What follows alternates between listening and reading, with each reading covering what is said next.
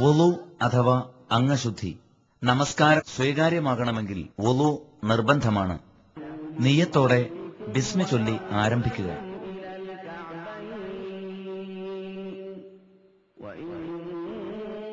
ദന്തശുദ്ധി. വുളുവിന് മുമ്പായി പല്ലുതേക്കൽ പ്രബലമായ സുന്നത്തുകളിൽപ്പെട്ടതാകുന്നു. ഖുർആനിന്റെയും ഹദീസിന്റെയും വെളിച്ചത്തിൽ വുളു പൂർണ്ണമായി എങ്ങനെ നിർവഹിക്കാമെന്ന് നമുക്ക് പഠിക്കാം.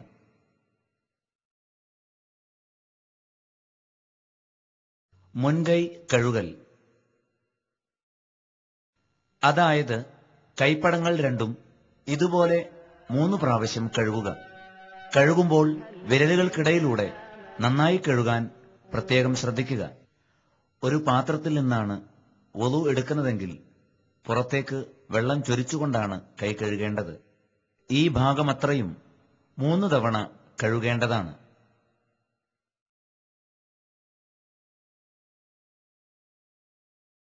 വാ കൊപ്പിളിക്കലും മൂക്കിൽ വെള്ളം കയറ്റി ചീറ്റലും. കയ്യിൽ വെള്ളമെടുത്ത് കൊപ്പിളിക്കുകയും ബാക്കി വെള്ളം കൊണ്ട് മൂക്കിൽ കയറ്റി ചീറ്റുകയും ചെയ്യുക. ഇങ്ങനെ 3 തവണ ആവർത്തിക്കുക. മുഖം കഴുകൽ. കയ്യിൽ വെള്ളമെടുത്ത് മുഖം മുഴുവനായി 3 പ്രാവശ്യം കഴുകുക.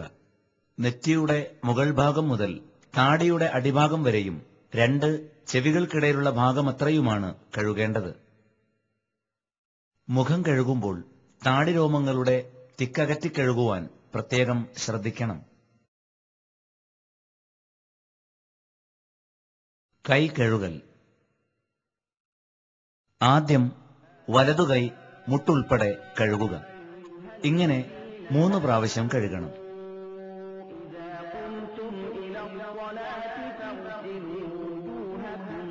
ശേഷം ഇടതുകൈയും മുട്ടുൾപ്പെടെ 3 പ്രാവശ്യം കഴുകുക.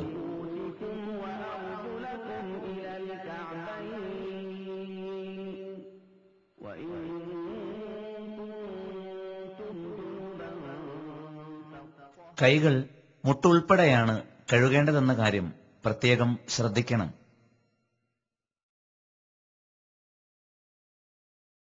തലയും ചെവിയും തടവൽ. കൈകൾ നനച്ച ശേഷം പെരുവിരലുകൾ ഇതുപോലെ ചെവിക്കരികെ ചെന്നിയിലും മറ്റു വിരലുകൾ വിടർത്തി തമ്മിൽ മുട്ടത്തക്ക വിധം തലയുടെ മുൻഭാഗത്തും വയ്ക്കുക. ശേഷം പിന്നിലേക്ക് തടവുക. തിരിച്ച് മുന്നോട്ടും ഇതേ രീതിയിൽ തടവുക.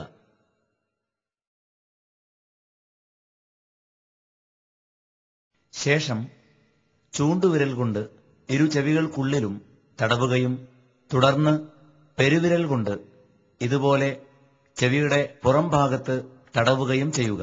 ചെവി തടവാനായി പ്രത്യേകം വെള്ളമെടുക്കേണ്ട ആവശ്യമില്ല.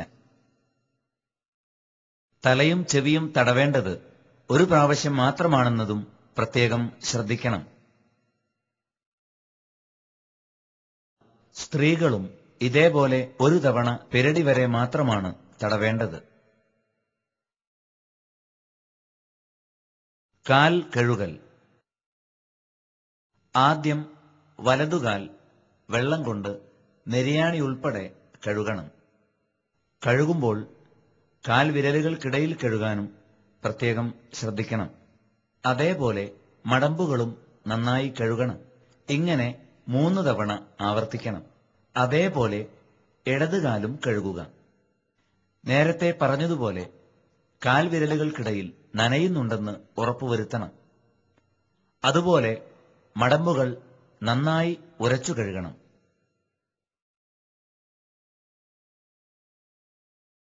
നെരിയാണി ഉൾപ്പെടെയുള്ള എല്ലാ ഭാഗങ്ങളും ശരിയായി നനഞ്ഞിരിക്കണം. കാലിൽ ചെറിയൊരു ഭാഗമെങ്കിലും നനയാതിരിക്കുന്നത് നബി സല്ലല്ലാഹു അലൈഹി വസല്ലം വളരെ ഗൗരവത്തോടെ കണ്ടിരുന്നു എന്നാണ്. അതേപോലെ തന്നെയാണ് കാൽവിരലുകൾക്കിടയിൽ നനയേണ്ട കാര്യവും. കാലിന്റെ മടമ്പുകൾ കഴുകുന്നതും അതുപോലെ തന്നെ ശ്രദ്ധിക്കേണ്ടതാണ്. മടമ്പ് നനയുന്ന കാര്യത്തിൽ പലരും പൊതുവെ അശ്രദ്ധരാണ്. വുളൂഇന് ശേഷമുള്ള പ്രാർത്ഥന. വുളൂഇന് ശേഷം നബി സല്ലല്ലാഹു അലൈഹി വസല്ലം നിർവഹിക്കാറുണ്ടായിരുന്ന പ്രാർത്ഥന ഉമർ റളിയല്ലാഹു അൻഹു ഉദ്ധരിക്കുന്ന ഒരു ഹദീസിൽ നമുക്ക് കാണാം. അൻ ഉമർ ഇബ്നുൽ ഖത്താബ് റളിയല്ലാഹു അൻഹു ഖാൽ ഖാല റസൂലുള്ളാഹി സ്വല്ലല്ലാഹു അലൈഹി വസല്ലം മൻ തവദ്ദഅ ഫഅഹ്സനൽ വുദൂഅ ثم قال أشهد أن لا إله إلا الله وحده لا شريك له وأشهد أن محمدا عبده ورسوله اللهم اجعلني من التوابين واجعلني من المتطهرين فتحت له 8 أبواب الجنة يدخل من أيها شاء. ഉമർ ഇബ്നുൽ ഖത്താബ് റളിയല്ലാഹു അൻഹുവിൽ നിന്ന് നിവേദനം. നബി സല്ലല്ലാഹു അലൈഹി വസല്ലം പറഞ്ഞു, ഒരാൾ ഏറ്റവും നല്ല രൂപത്തിൽ വുളു എടുക്കുകയും പിന്നീട് ഏകനായ അല്ലാഹു അല്ലാതെ ആരാധനക്കർഹനായി മറ്റാരുമില്ലെന്നും മുഹമ്മദ് സല്ലല്ലാഹു അലൈഹി വസല്ലം അല്ലാഹുവിന്റെ അടിമയും ദൂതനുമാണെന്നും ഞാൻ സാക്ഷ്യം വഹിക്കുന്നു. അല്ലാഹുവേ, എന്നെ നീ തൗബ ചെയ്യുന്നവരുടെയും ശുദ്ധിയുള്ളവരുടെയും കൂട്ടത്തിൽ ഉൾപ്പെടുത്തേണമേ എന്ന് പ്രാർത്ഥിക്കുകയും ചെയ്താൽ അവനു വേണ്ടി സ്വർഗത്തിന്റെ 8 വാതിലുകളും തുറക്കപ്പെടുന്നതായിരിക്കും. അവന് ഉദ്ദേശിക്കുന്നതിലൂടെ പ്രവേശിക്കുകയും ചെയ്യാം. ഈ പ്രാർത്ഥന ഒരിക്കൽ കൂടി ശ്രദ്ധിക്കുക. അഷ്ഹദു അല്ലാ ഇലാഹ ഇല്ലല്ലാഹ് വഹ്ദഹു ലാ ശരീക ലഹ് വഅഷ്ഹദു അന്ന മുഹമ്മദൻ അബ്ദുഹു വറസൂലുഹു അല്ലാഹുമ്മ ജഅൽനി മിനത്ത് തവ്വാബീൻ വജഅൽനി മിനൽ മുതതഹ്ഹിരീൻ.